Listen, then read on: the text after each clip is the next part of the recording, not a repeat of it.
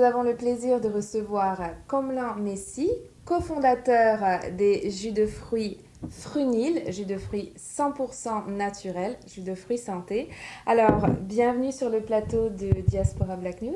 Merci de m'avoir invité. Bienvenue encore. Ouais. Alors aujourd'hui, nous vous recevons en qualité d'entrepreneurs issus de la diaspora noire de Montréal. Donc, est-ce que vous pouvez vous présenter brièvement, présenter votre parcours professionnel et nous expliquer aussi brièvement comment vous êtes lancé dans cette aventure de créer cette entreprise Frunil. Et moi, ce que j'aimerais surtout savoir, c'est si vous avez eu un déclic. Ok. En fait, je m'appelle Komlan Messi. Je suis ingénieur de formation.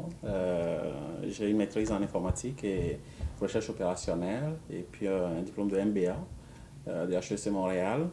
Je suis très impliqué dans la communauté. Je suis cofondateur du REPA, du Réseau des entrepreneurs et professionnels africains, et partenaire impliqué aussi dans plusieurs réseaux d'affaires. La fondation de Frunil est venue de plusieurs amis, plusieurs personnes avec qui on l'a créé au début, et puis actuellement les deux associés.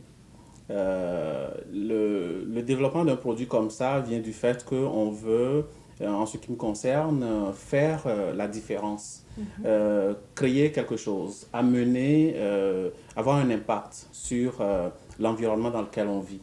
Alors, le déclic pour moi, c'est ça. Donc, avoir des produits, déjà une tendance qui est tendance de produits naturels, produits zen, et des produits aussi avec une inspiration fortement de l'Afrique.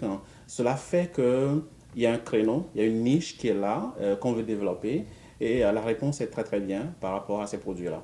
D'accord. Alors, il me semble que vous êtes togolais, c'est ça? Oui, Ok. oui. Alors, je me posais la question, pourquoi les jus de fruits? Pourquoi vous avez choisi de vous lancer dans ce business des jus de fruits exotiques?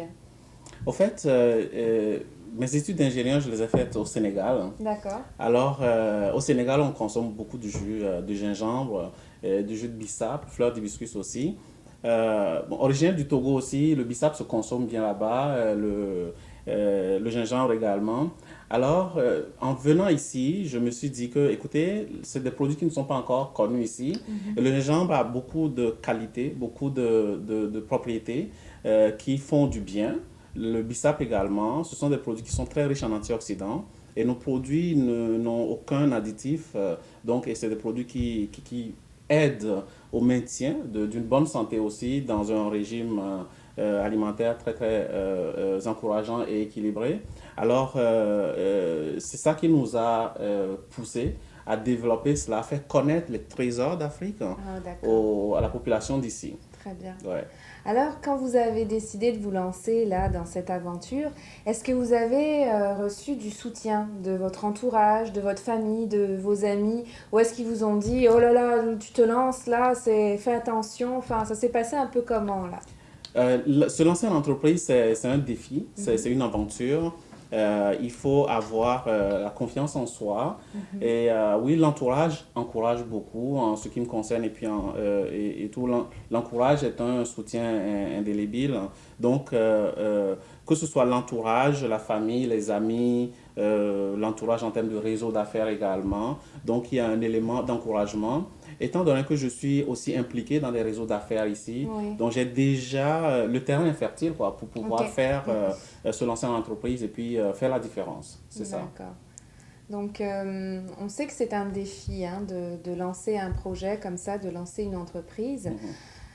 Un défi, mais aussi un défi financier. Alors, comment ça s'est passé pour vous au niveau financier? Ben, au niveau financier, oui, c'est sûr que c'est des investissements qui viennent de fonds propres, hein. Alors, parce que au début, surtout dans un contexte comme ça, des organisations de soutien à l'entrepreneuriat, comme les CLD ou les CEDEC ici, ne connaissent pas ces produits, ils ne connaissent Oui. pas ces saveurs. Mm. Donc, on a déjà été dans un CEDEC et puis la dame qu'on a rencontrée, elle nous a dit, écoutez, ce produit ne marcherait pas ici. Alors donc, on s'est dit, mais écoutez, c'est peut-être elle qui ne comprend pas encore tout le potentiel de cela. Donc, il faut avoir une vision. Quand on crée une entreprise, il faut avoir de l'audace, hein. L'audace, cela veut dire passer à l'action, avoir l'audace de passer, de pouvoir se lancer dans du vide calculé, s'assurer qu'on puisse avancer une étape à la fois. Il ne faut pas brûler les étapes, bien s'entourer de personnes qui peuvent nous conseiller, être persévérant. Être persévérant, ça ne veut pas dire être têtu. Il faut être têtu d'une certaine façon, mais têtu Ouais, façon calculée pour ne pas aller cogner sa tête au mur. tout Parce à fait. que écouter l'entourage, c'est aussi ça. C'est On aussi peut avoir ça. une idée, on a dit Mm. que je suis persévérant, persévérant, mais en étant négativement têtu, et on peut aller cogner Mm. un mur et puis là, ce serait fatal. Mm. Donc, dans tout cela, c'est de dire que éviter de réinventer les roues. Et les roues sont déjà inventées et nous, on veut les utiliser pour créer nos avions. Donc, c'est D'accord. vraiment ça que l'on veut. Alors, quel est le... Vous avez parlé un peu des difficultés, vous avez mentionné vivement une difficulté que vous avez rencontrée, Ouais. mais quels ont été vraiment les plus gros obstacles?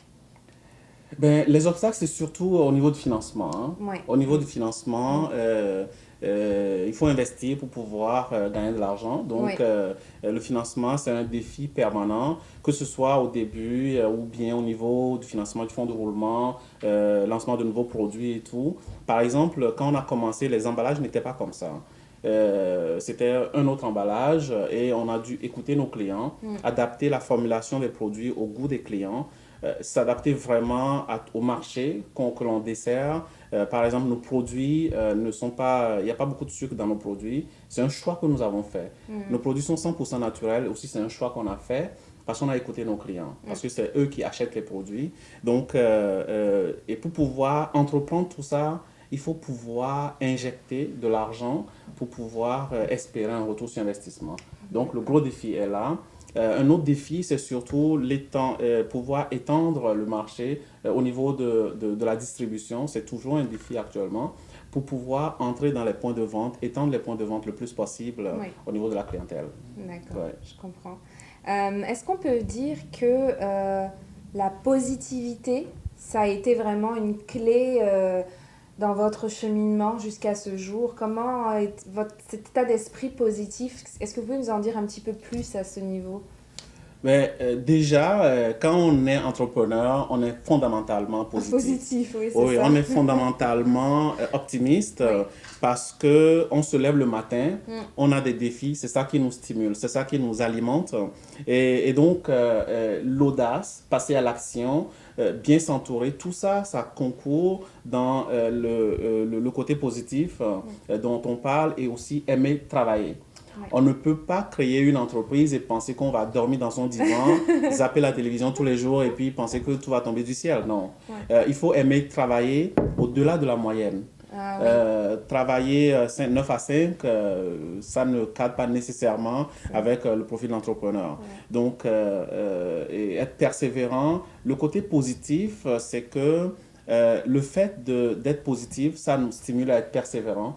Tous les jours, il y a toujours des Oui. difficultés. Parfois, on voit que le ciel va tomber, mais la persévérance et avec les gens qui nous entourent aussi nous permettent, et avec le mentorat, j'ai oublié de parler de mentorat, Mm. moi j'ai un mentor qui me permet de développer le savoir-être entrepreneurial et qui fait que des portes peuvent s'ouvrir, on voit les choses autrement et on se développe, on se raffine dans nos stratégies. Mm.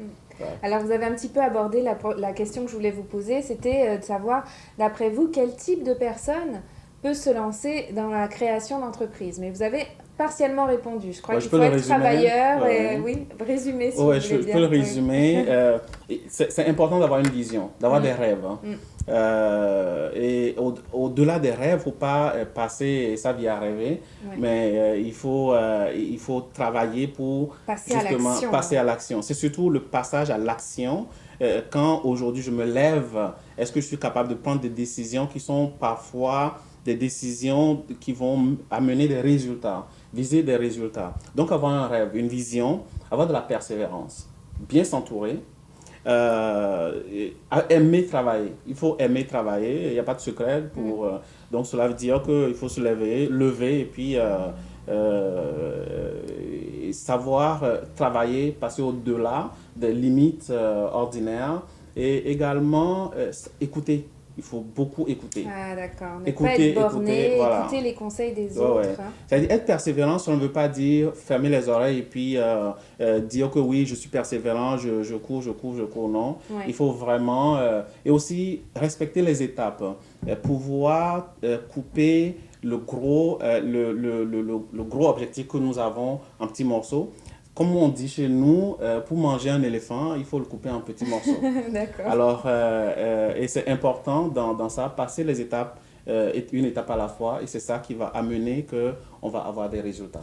D'accord. Ouais. Bah, je crois que c'était plein de conseils et une bonne logique derrière tout ça. Pour conclure, je voulais vous demander quels sont vos objectifs pour l'année 2015 qui arrive. Ben, pour 2015, c'est certain qu'on veut étendre nos points de vente, élargir ça le plus possible à Montréal, au Québec, dans tout le Canada. Et à l'international, on a beaucoup de demandes, que ce soit des Antilles, que ce soit de l'Afrique, de l'Europe, de l'Amérique latine. Donc, on veut pouvoir alimenter tous ces points. Nos produits sont 100% naturels. On veut avoir une meilleure traçabilité aussi pour pouvoir avoir le côté équitable, le côté bio de nos produits. Donc, ça, ce sont des objectifs qu'on veut atteindre. Et on compte évidemment sur les clients pour acheter nos produits, les acheter parce que vous les aimez, parce que les gens aiment les produits et faire en sorte qu'on puisse aller de l'avant avec tous ces objectifs. Okay. Et nous voulons surtout avoir un impact, faire en sorte qu'on puisse démontrer que l'entrepreneuriat, c'est possible et qu'avoir une vision, ça peut se réaliser, faire en sorte qu'on peut amener des richesses venant de l'Afrique ou bien des pays tropicaux ou du Sud en général, les amener à un autre niveau pour le marché international. C'est vraiment ça qu'on vise. Merci beaucoup d'être venu partager votre expérience avec nous. Je crois qu'on peut vraiment terminer en disant que oui, c'est possible, si on y croit, se lancer, créer un business, c'est possible avec de la motivation, de la persévérance et puis surtout, il faut être bosseur. Donc en tout cas, merci d'être venu partager votre expérience d'entrepreneur avec nous. Et merci à vous d'avoir regardé Diaspora Black News. Merci.